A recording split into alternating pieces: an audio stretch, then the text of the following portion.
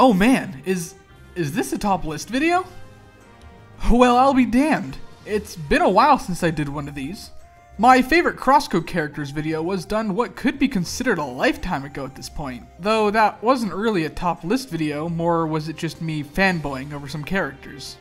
What's worse than not doing these though, is that it's been even longer since I've talked about, played, or hell, even referenced Dynasty Warriors, the very series in which I started my channel off of. Ah, this cannot stand! So in the spirit of reviving one of my favorite series of all time on this channel, I went back to my roots and decided to make this. If you haven't guessed the topic by now, I'll be talking about my favorite officers that belong in arguably my favorite faction of the Three Kingdoms, Wei. Why Wei over Wu, Shu, or even Jin, you ask? Well, Wei has some of my favorite characters in general. They vary from arrogant, cunning, and bloodthirsty to kind-hearted, with a lot in between. Plus, Wei has a certain man that I hold above all other characters of the entire series, and I'd be doing him a big disservice if I didn't choose his kingdom over all the others. I'm making a top 7 plus 3 honorable mention video, so that makes 10 for you all. See, it is a top 10 after all, ha ha ha! I'll be looking into their designs, movesets, and personality as a whole to judge their placement. So without further ado, let's begin, shall we?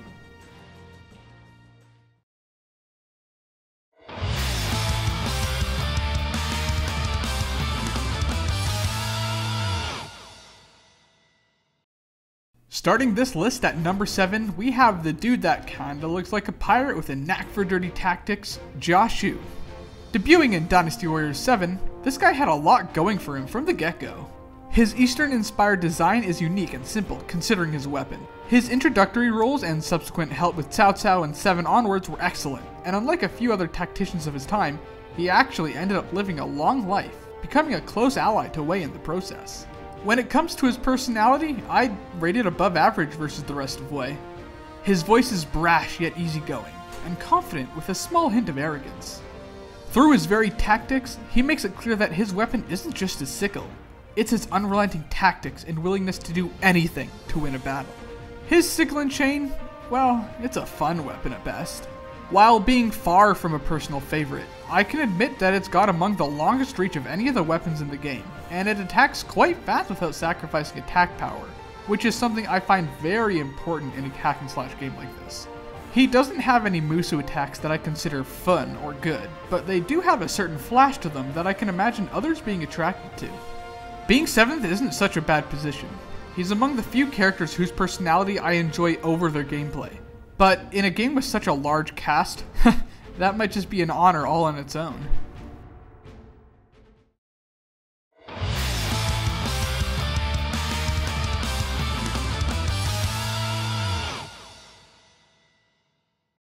Coming in at number 6 is Cao Cao.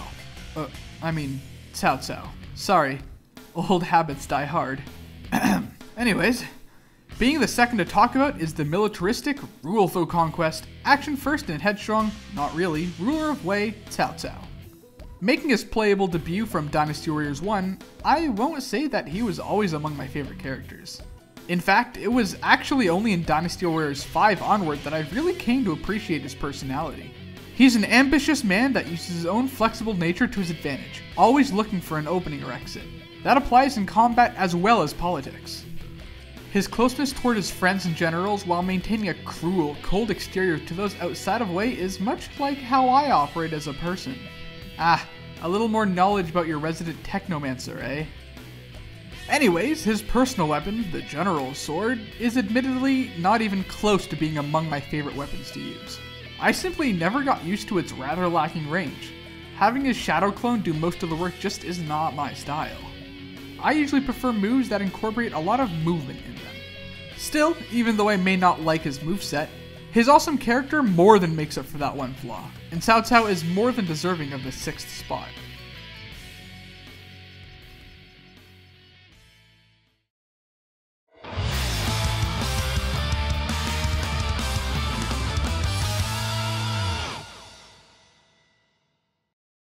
Oh, now it's the top 5. And I honestly can't think of a more deserving character than the humble yet legendary bodyguard himself, Wei. Showing up as a veteran of the series, he was introduced as a playable character in the original Dynasty Warriors as the axe-wielding monster we all hopefully have come to love. Dian Wei was among the first characters I used when I picked up the series all those years ago. Heck, he was actually the first Wei character whose story I finished fully. That's how much I like him. His unique look originally piqued my interest, but as the years went on and I learned more about his personality, I took to holding him at a high regard compared to the other characters across the games. He's a simple man of humble lineage, acting as a protector of peasants. However, that all changes when he meets Cao Cao, where he becomes a humble bodyguard of the not ruler of Wei. He isn't in the story for long due to his sacrifice, but what he did makes one of the biggest impacts in the Three Kingdoms era as a whole. Without him, Cao Cao would never have lived, and who knows what would happen if that man wasn't alive. I'm also a fan of his signature axe. It's a simply powerful, albeit slow weapon, and he has some of the coolest Musu attacks in the game. So again, Dian Wei's 5th spot is more than deserved.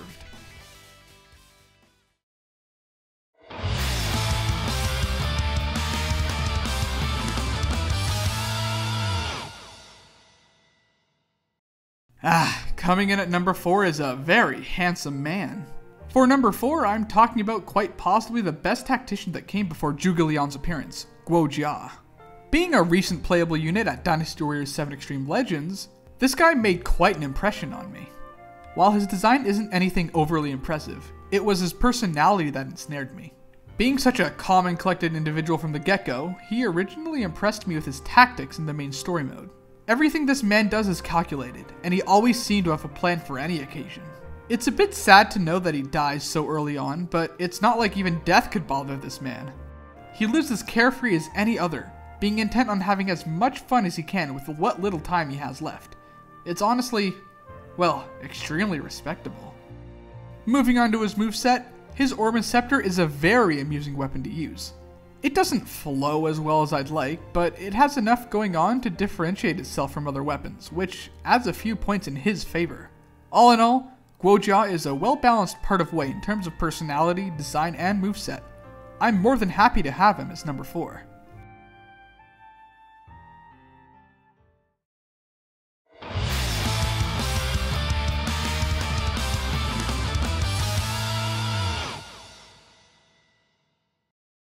When it comes to sheer personality and zest as a character, I can't imagine anyone from any game ever could match the flavor of Zhang He and literally anything he does. Making his debut in Dynasty Warriors 3, I don't think I'd be lying if I said Zhang He became an instant fan favorite of many players through his over-the-top dialogue, his incredibly unique appearance, and the dance-like moveset he's employed over the years. Hell, at this point, I'd wager that his claws are as much a staple of Dynasty Warriors as Lu Bu or Xiahou Yuan. They're fun, have great crowd control, and are among the best weapons to use at any level of difficulty.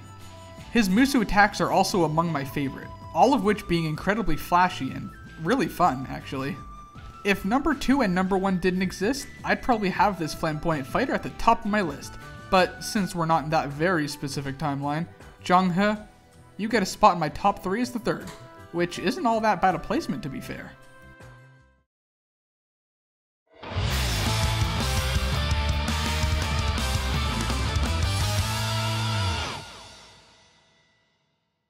I'm not gonna lie when I say that until Dynasty Warriors 8, Xiahou Yuan was my number 1 favorite character of Wei. He has a lot going for him in terms of personality, design, and his moveset. His personality in the game, well, it's quite soft, but in the hardest way. He may be a good friend to a lot of the Wei army with a strong connection to his cousins Xiahou Yuan and Cao Cao, but he's also a complete badass in battle. I'm sure many know of his most notable event. You know, how he famously took an arrow to the eye and shrugged it off like it was nothing before eating it. Even after that happened though, Xiahou Yuan maintained a supportive, cool-headed nature until he eventually dies sometime by the Jin era. His weapon, the Podao, gives players an easy-to-use moveset that didn't trade off speed or range for the amount of power it holds. Honestly, there's a reason he was my former number 1.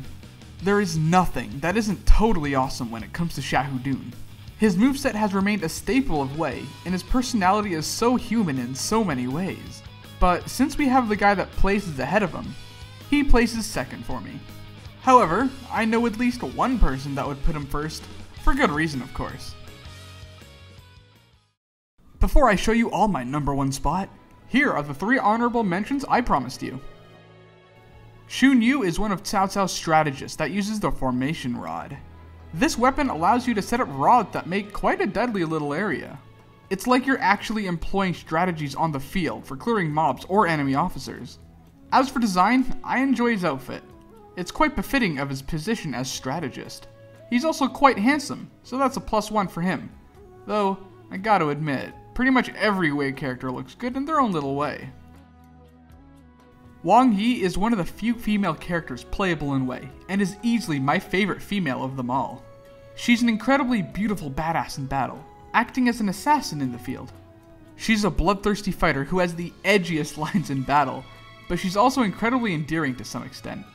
I can't quite explain why, but just take a look at her lines in-game or on a wikia, or at least experience her story as a whole, and you'll see my point. Her weapons, both the MA piercers and the Trishula, aren't too good, but they make up for it with a lot of unblockable attacks. She also has a couple of my favorite Musu attacks in the game, so that's definitely a point in her favor.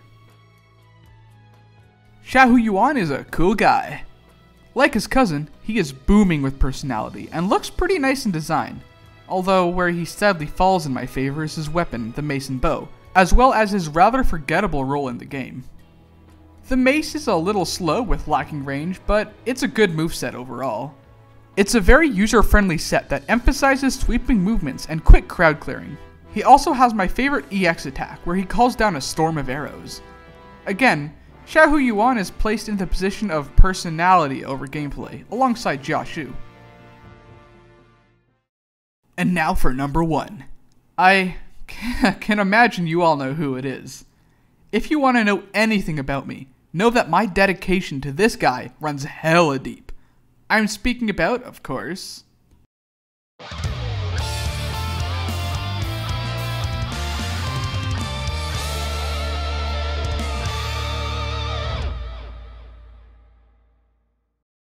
come on. I mean really, come on. You can't be surprised at my favorite character of all time. For hell's sake, the man's is literally on my YouTube banner. Of course, that man is 100% the best boy of Wei, or heck, all of Dynasty Warriors, Yue Jin. Appearing very recently in Dynasty Warriors 8, his appearance alone captivated me. He has a very simple yet heroic look to him, what with his cool half armor and awesome flowing bandana. Honestly, it's very befitting and really emphasizes his role as a vanguard. Always the first into battle. When it comes to his personality, I've heard conflicting things. However, that's the opinion of others that aren't making this video. I know his low self-esteem can be annoying to some, but I personally find it pretty endearing. Hearing him talk about being useless or just as yet another pawn hurts, yes, but it also makes me want to protect him. Besides his looks, his dual hook blades captivated me from the very start, and they've become among my favorite weapons in the entire series as a whole. They blend a fast, fluid set of attacks that take a fair bit of skill to optimize correctly, since it's quite easy to miss with him. He's a dasher that really emphasizes speed over power, but the flurry of your attacks generally offset this minor weakness. He also has my favorite Musu in the entire game by far. There's nothing I dislike about Yue Jin. From his design, to his attacks, to his even admittedly small role in the games, he's been my undisputed favorite for a long time at this point, and will most likely remain so for the years to come. But that was my top 10 Wei Officers. Phew, it feels kinda nice to be talking about Dynasty Warriors again, and who knows, this might kickstart me making opinionated game lists again. I can't guarantee anything, but I'll be trying my best from here on out. Now, I'd like to hear from you guys in the comments. If you have your own personal list of Wei characters, I'd love to hear them. Heck, I'd be more impressed if you made an entire video instead. Still, feel free to reply in any way you feel fit. And with that, I'll be on my merry way. Fare thee well, random video watcher.